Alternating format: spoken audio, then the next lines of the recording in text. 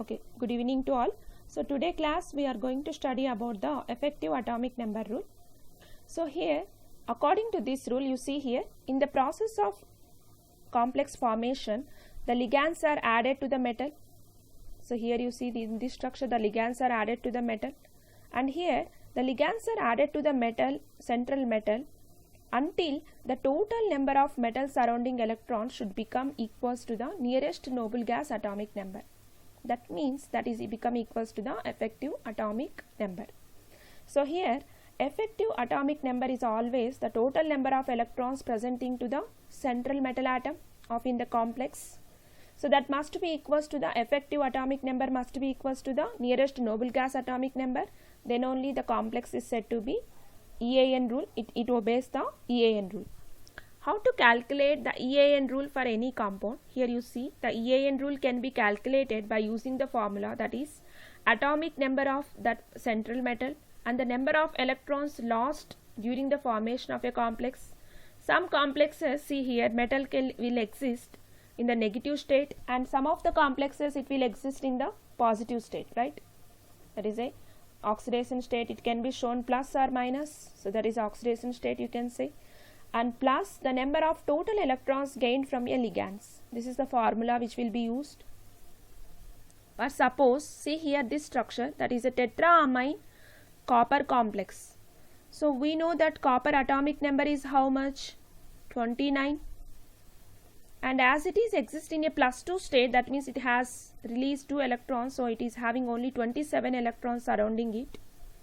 And it is going to combine with 4 ligands, and each ligand is going to provide 2 electrons. So the total 8 electrons are coming from ligand part. So if you calculate this formula by using this formula, you are going to get the EAN number is only 35.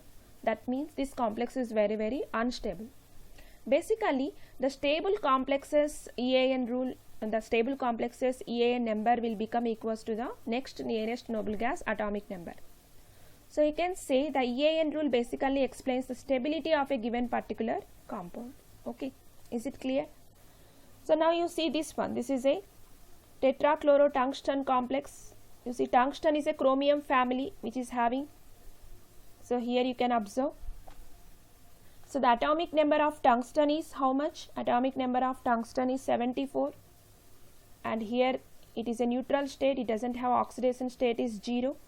And it is surrounding with 6 ligands, so it is contributed 12 electrons. The total it is becoming equals to the 86, so which is the nearest noble gas atomic number, radon atomic number. So that's why this complex is stable.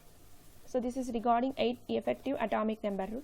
See, this rule is basically proposed by a scientist, Sidgwick. The Sidgwick has been proposed this rule. According to his rule, the central metal in the coordinate, it should accept electrons till the total number of electrons of the main that is a metal atom should become equals to the next noble gas atomic number. For suppose here you see nickel I am going to consider. So nickel usually shows the coordination number 4. The reason here you can see why, because the nickel atomic number is 28. So to acquire nearest noble gas, that is 36, it require how many electrons are required to reach 36 nearest noble gas? 8 electrons are left.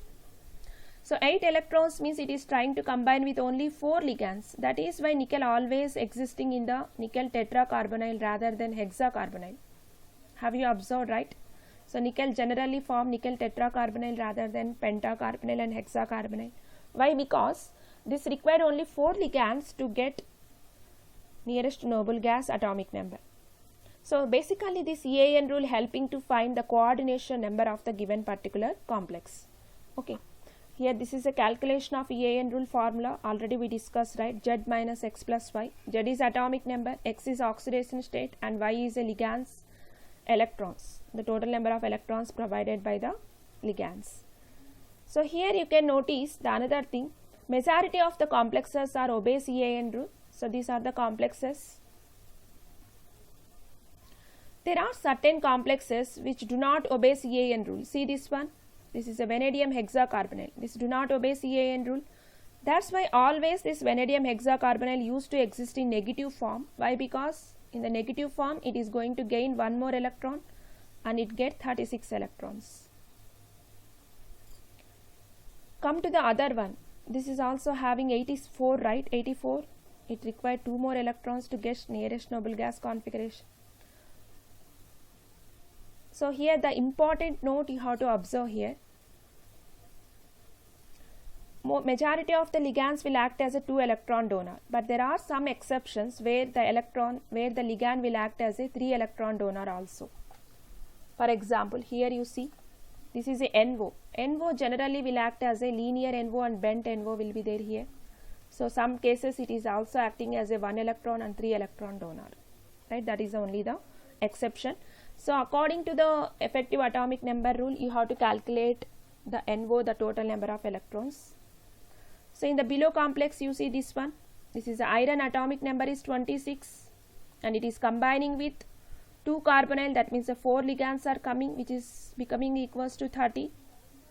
So it requires 36, right? So that means each NO will act as a 3 electron donor here because it is providing total 6 electrons. So in this way you have to calculate, because the only exception here is NO will act as a 3 electron donor here. Next, come to the applications of EAN rule. Basically this EAN rule explains the stability of organometallic complexes or metal carbonyls. Those which are obeys EAN rule can be is said to be stable, and which do not obey EAN rule can be considered as unstable. And basically it is also helping to decide the coordination number, and in some cases the ligands will act as 1 electron donor and some it will act as a 3 electron donor. And another very important application you can see, the VCO6 is having only 35 electrons. So it requires 1 more electron for acquire stability. That means it always readily accept electrons. So that means this will act as the best reducing agent, right? It is readily undergo a reduction. So and it will act as a reducing agent. So by using EAN rule, you can also find which metal carbonyl will act as a reducing agent and which metal carbonyl will act as a oxidizing agent. This is another application. And come to some of the few compounds. For example, manganese case. Notice here manganese pentacarbonyl. So generally manganese pentacarbonyl will exist in a dimer, that is a decacarbonyl dimanganese. Why it is undergoing dimerization process? If you notice the manganese pentacarbonyl, count the electrons, manganese 25 and 5 COs are providing 10, 35. So which is not equals to nearest noble gas atomic number, right? To become equal nearest noble gas atomic number, it is undergoing dimerization process and each metal bond shared 1 electron to the each metal, and it is going to acquire the 36 each metal fragment, each monomer. In this way, the EAN rule also explains the reason for the dimerization and trimerization. Certain metal carbonyls are undergoing trimerization and certain metal carbonyls are undergoing dimerization process. The reason here is to acquire stability or to obey EAN rule. Is it clear? And next you can see this is a classical complexes. Majority of the complexes, carbonyl complexes, will obey EAN rule, that is a inert gas atomic number rule. So these are the examples, and in the competitive exam point of view, the questions used to ask find the EAN of the below complexes, or else they'll ask find the value of N for the given complex. So they are asking here CO2 CO8. So this X number they are asking to calculate. So as we know, cobalt, here you can say each cobalt is contributing 27 electrons. See here, this is a 27 electrons, and from cobalt part it is coming 54. If we are making it as a monomer, that is a COX, we do not know this one. So this is 27, and to acquire nearest noble gas 36, it requires how many electrons or more? It requires total 9 electrons are required, right? It is an odd number. That means the monomer is unstable. It has to undergo dimerization process. So it could be 8 electrons. It satisfies the 4 carbonyls. So the total 8 carbonyls and 1 metal bond will be there here. So here X is 8. So another questions they can be asked that which will act as a reducing and which will act as a oxidizing agent. See here, this is a vanadium carbonyl and this is a cobalt tetracarbonyl. In the vanadium carbonyl case, as we discussed earlier, the total electron count is becoming equals to 35, but it requires one more electron to gain nearest noble gas atomic number 36. That means it is readily undergoing a reduction process, so it will act as a best oxidizing agent here. Is it clear? So this is converting to the VCO6 minus. The VCO6 minus in this process, it is gaining electrons. So as it gain electrons, this is undergoing a reduction. The one which is undergoing reduction will act as a best oxidizing agent here. So similar way you can also calculate this one also, which will act as a best reducing, which will act as a best oxidizing agent. So in this way, the EAN rule will help us to calculate the stability and as well as oxidation state and coordination number and number of metal-metal bonds and as well as oxidizing and reducing nature. So thanks for attending the class.